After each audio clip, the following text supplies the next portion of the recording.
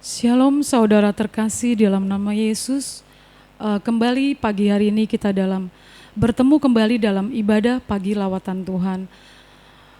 Mari kita bersama-sama kita memuliakan dan memuji nama Tuhan dengan segenap hati dan segenap jiwa kita. Sebelum kita masuk dalam ibadah pagi lawatan Tuhan, mari kita bersatu di dalam doa. Bapa yang baik, Bapa yang kami sembah di dalam nama Yesus, kembali kami pada pagi hari ini Tuhan, bertemu kembali dalam ibadah pagi lawatan Tuhan. Bapa di surga, kiranya Tuhan berkati kami Tuhan, berkati ibadah kami pada pagi hari ini Tuhan. Kiranya Tuhan berkati kami dalam kami memuji dan memuliakan nama Tuhan, biarlah kiranya semua dapat berkenan di hadapan-Mu Bapa. Dan kalau sebentar kami akan mendengarkan sebagian daripada firman Tuhan, kiranya Tuhan juga yang memberkati hamba-Mu Tuhan, biarlah firman yang disampaikan boleh menjadi rema bagi kehidupan kami. Terima kasih Bapa, hanya di dalam nama-Mu kami berdoa dan mengucap syukur. Amin.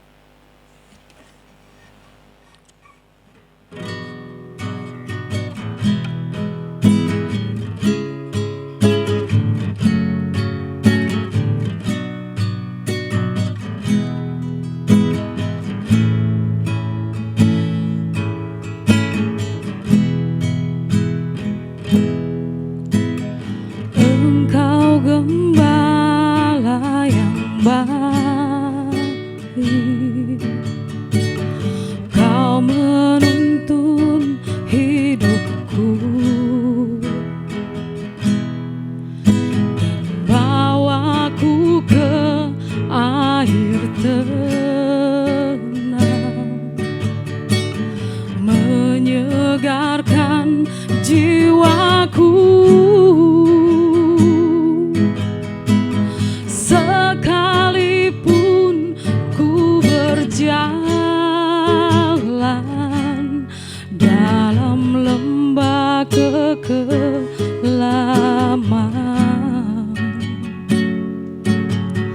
tak akan gentar ku melangkah,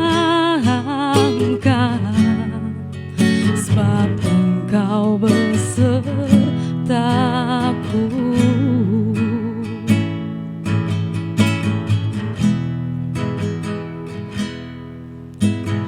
Engkau gembala yang baik, Kau menuntun hidupku dan bawaku ke air tenang, menyegarkan jiwaku. Sekalipun ku berjalan dalam lembah kekelaman,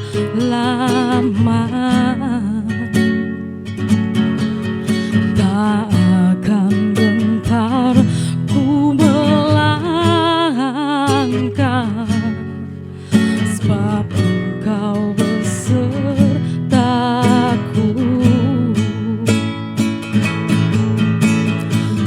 Sekalipun ku berjalan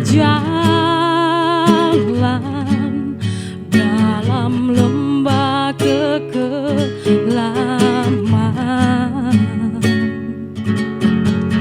tak akan gentar ku melangkah, sebab Engkau besertaku.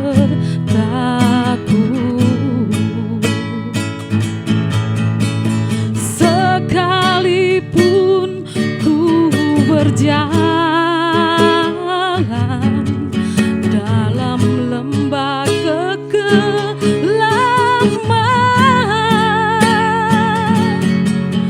tak akan gentar ku melangkah, sebab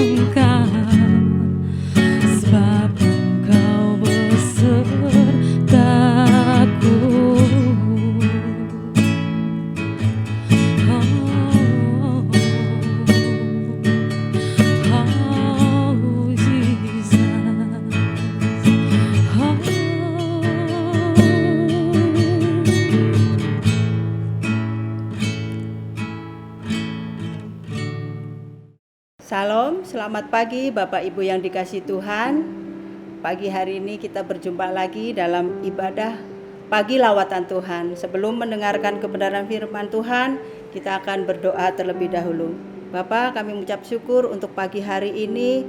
Oleh karena kasih dan anugerah-Mu Tuhan, kami boleh menikmati kehadiran-Mu, kami boleh menikmati firman-Mu Tuhan. Biarlah Engkau memberkati firman Tuhan yang akan hamba sampaikan. Sembunyikan hamba-Mu di belakang salib-Mu.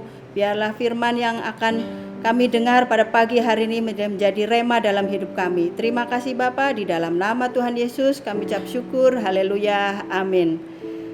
Saya akan bacakan untuk Bapak Ibu Saudara dalam Roma 8 ayat 31 sampai 39. Demikian firman Tuhan.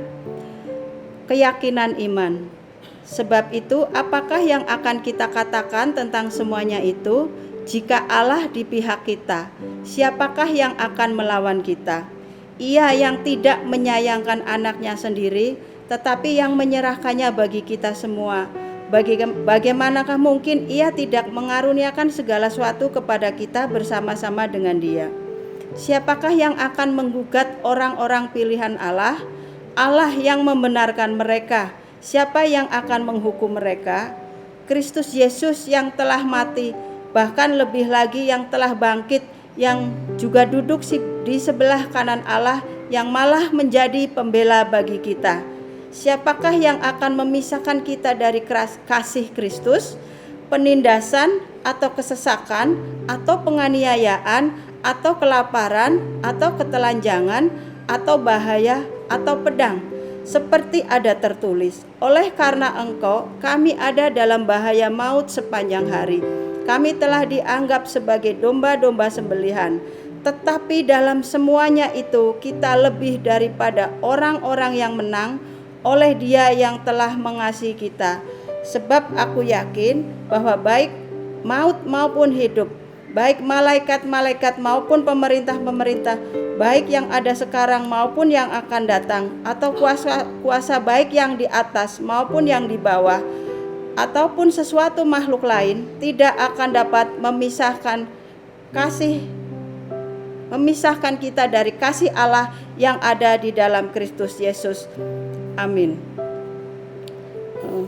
Bapak Ibu yang dikasihi Tuhan, pagi hari ini saya akan membagikan renungan firman yang berjudul Orang Beriman Tak Terkalahkan, yang diambil dari Roma 8 ayat 31. Banyak anak Tuhan yang kalah dalam peperangan iman. Banyak yang mundur sebelum mencapai garis akhir. Dan kehilangan mahkota yang Tuhan janjikan. Karena mereka tidak yakin bahwa dalam perjalanan hidup mereka Allah menyertai mereka. Tapi Rasul Paulus kepada jemaat di Roma mengatakan bahwa orang yang beriman adalah orang yang terkalahkan. Ada dua hal yang dapat kita pelajari. Yang pertama adalah diambil dari ayat 31. Sebab itu, apakah yang akan kita katakan tentang semuanya itu? Jika Allah di pihak kita, siapakah yang akan melawan kita? Yang pertama, bahwa orang yang beriman adalah orang yang terkalahkan. Karena apa? Karena Allah menyertai kita dalam segala pergumulan atau perjalanan hidup kita. Allah menyertai kita.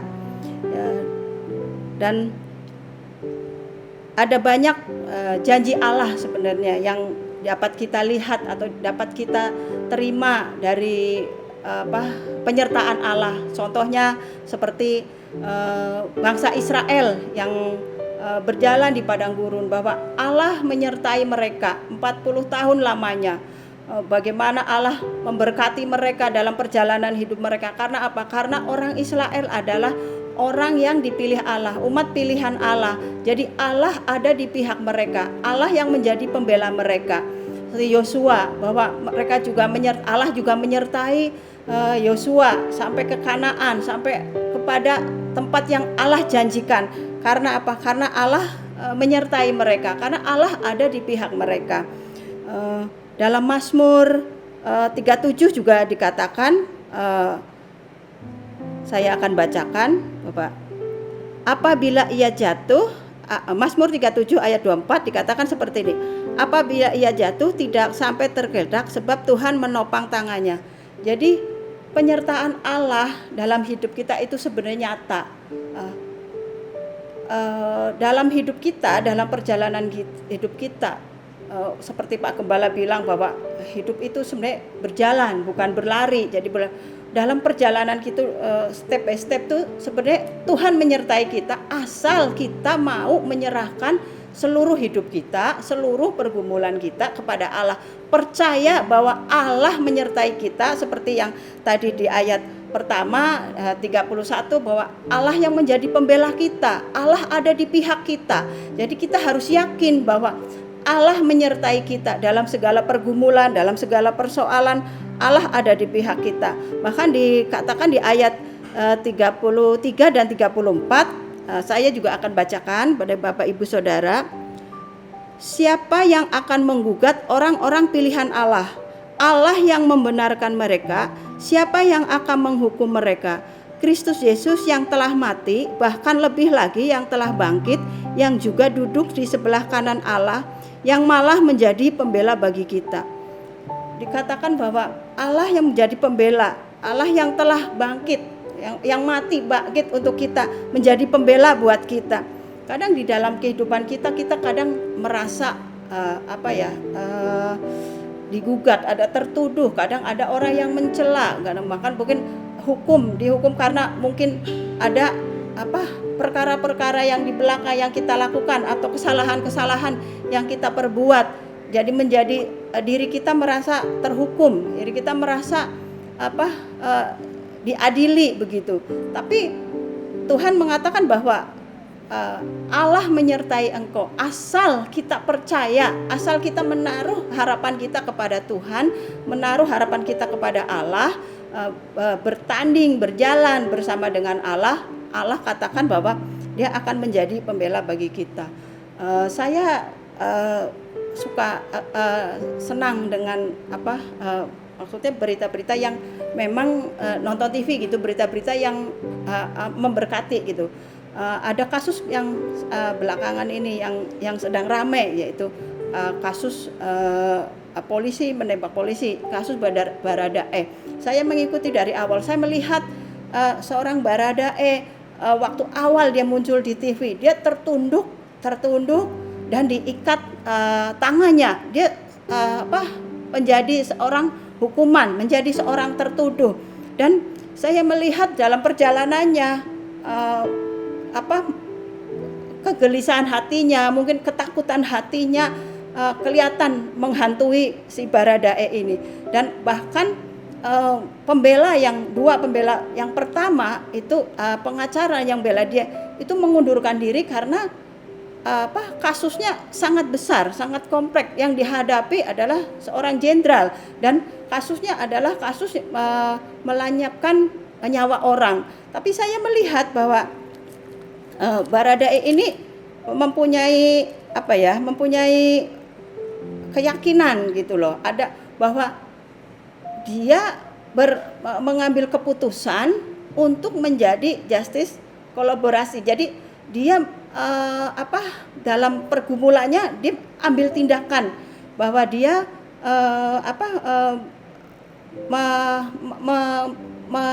meniatkan hatinya untuk saya mau dalam kasus ini yang mungkin nggak bisa saya tangani, saya ingin berbuat sesuatu, yaitu mengungkapkan kebenaran. Dan kita lihat bahwa kelanjutan dari kasusnya ini bahwa yang menuntut Baradae untuk jasa penuntut umum, dia dihukum hukuman 12 tahun penjara. Tapi setelah dengan prinsipnya dia bahwa dia akan tetap mengungkapkan kebenaran, akan mengungkapkan keadilan. Dia begitu keputusan terakhir di hakim yang mengadili, dia bahkan mungkin tidak menyangka bahwa dia hanya akan dihukum 1,6 bulan. Ini pengalaman bahwa menandakan yang di dunia aja seorang pembela atau seorang hakim yang menghakimi aja bisa melihat suatu kebenaran gitu loh, seorang Baradae. Apalagi Allah kita adalah Allah pembela. yang membela kita, yang berpihak pada kita, bahkan dia menebus dosa kita, yang menjadi penyelamat bagi kita. Jadi ada tindakan dalam perjalanan hidup kita. Iman kepada Tuhan harus dinyatakan dengan tindakan. Yang kedua, kita belajar dari orang yang beriman tak terkalahkan karena rahmat dan anugerahnya menyertai mereka. Dikatakan ayat 32 saya akan bacakan. Ia yang tidak menyayangkan anaknya sendiri, tetapi yang menyerahkannya bagi kita semua, bagaimanakah mungkin ia tidak mengaruniakan segala sesuatu kepada kita bersama-sama dengan dia. Luar biasa. Yang kedua adalah rahmat. Rahmat adalah kasih Allah. Rahmat dan anugerahnya menyertai kita. Kasih Allah menyertai kita. Kasihnya yang tadi ditunjukkan menjadi penyelamat hidup kita, menebus dosa kita. Allah Bapa menyerahkan anaknya yang sangat dikasihi, yang tunggal, diberikannya kepada kita untuk menjadi penebus dosa kita. Dan anugerah Allah, pemberian yang saya bersyukur sebagai orang yang tadinya tidak percaya kepada Allah, tapi karena anugerah Allah saya diberikan anugerah oleh Allah yang tak ternilai harganya, yaitu Yesus Kristus yang menjadi penebus dosa saya. Kalau Allah tidak mengaruniakan anugerah kepada saya, mungkin saya akan binasa, saya tidak akan diselamatkan. Jadi bahwa apapun yang menjadi keperluan kita sebenarnya Allah mengaruniakan, memberikan. Kan ada kata bahwa surga aja Tuhan berikan, apalagi segala kebutuhan yang ada di dunia ini. Jadi kita tidak usah khawatir. Yang penting kita percaya bahwa dalam hidup kita berpegang teguh, beriman teguh pada Allah, bahwa berdaulat Allah atas hidup kita, itu yang harus kita pegang, dan menghargai apa yang pengorbanan yang Tuhan Yesus berikan kepada kita. Allah telah menyerahkan anaknya yang tunggal untuk menjadi tebusan bagi kita. Tak ternilai harganya. Tuhan katakan tak ternilai harganya. Saya suka dengan lagu lirik ini. Liriknya seperti ini. Oh Tuhan Yesus, kerinduan hatiku, mutiara tak ternilai harta milikku. Keindahanmu memudarkan dunia, di mataku kau yang termulia. Saya merasakan bahwa Allah itu tak ternilai, bahkan keindahannya, keagungannya memudarkan dunia, memudarkan segala pergumulan kita, masalah kita tidak ada apa-apanya dengan keagungan, dengan kedahsyatannya Tuhan. Saya yakin dan percaya asal kita mau terus beriman, mempercayai bahwa Allah Bapa telah menyerahkannya anaknya yang tunggal, memberikannya kepada kita untuk segala pengorbanannya kita hargai. Tuhan pasti akan mencukupkan segala keperluan kita, bahkan apapun pergumulan, permasalahan kita, Tuhan yang menjadi pembela, Tuhan yang ada di pihak kita, dan Dia yang selalu akan menolong kita. Jadi Bapak Ibu yang dikasih Tuhan, pagi hari ini kita belajar ada dua hal. Yang pertama, bahwa Allah menyertai kita. Orang yang beriman adalah orang yang tak terkalahkan karena Allah menyertai kita. Yang kedua, orang yang beriman tak terkalahkan karena rahmat dan anugerahnya menyertai kita. Puji Tuhan, firman Tuhan boleh menjadi berkat buat kita semua, dan Tuhan Yesus memberkati. Mari kita berdoa. Bapa, kami mengucap syukur pagi hari ini Tuhan, oleh karena kemurahan-Mu, oleh karena kebaikan-Mu Tuhan, kami boleh menikmati hadirat-Mu Tuhan. Terima kasih Bapa di surga, karena Engkau telah memberikan anak-Mu yang tunggal Tuhan, untuk menjadi penebus bagi dosa kita, untuk menjadi penyelamat bagi kita. Bahkan Tuhan, Engkau memberikannya bagi kita, menjadi pembela, selalu di pihak kita, supaya kita menjadi berkemenangan di dalam segala hal, di dalam segala pergumulan. Terima kasih Bapak, terima kasih. Pagi hari ini kita akan menerima berkat Allah. Bapa kami di surga, kami juga bersyukur untuk berkat-Mu sepanjang minggu ini. Bahkan Tuhan, Engkau menyertai kami, Engkau melindungi kami, segala aktivitas kami Tuhan, Engkau menyertai kami. Kami buka Tuhan pagi hari ini dengan berkat Allah, berkat yang berkelimpahan dari surga tercurah atas hidup kami semua. Terima kasih Bapa, di dalam nama Tuhan Yesus Kristus kami mengucap syukur. Haleluya, amin.